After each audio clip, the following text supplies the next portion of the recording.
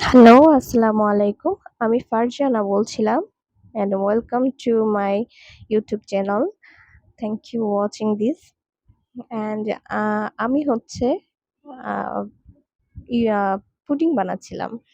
তো সেটারই একটা ভিডিও রেকর্ড করে রেখেছিলাম আপনাদের সাথে শেয়ার করব বলে।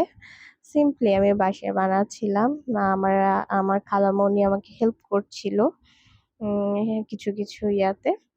তো সে মেইনলি ডিমের সাথে আ চিনি, দুধ এগুলো আমাকে মিক্স করে দিচ্ছিল। পরে আমি একটা ক্যারামেল বানিয়ে নিই। ক্যারামেলটা বানানোর পরে সেটা ঠান্ডা করে সেখানে দুধ আর হচ্ছে ডিম যে আ মিশ্রণটা ছিল সেটা ঢেলে দিই চিনি দুধের।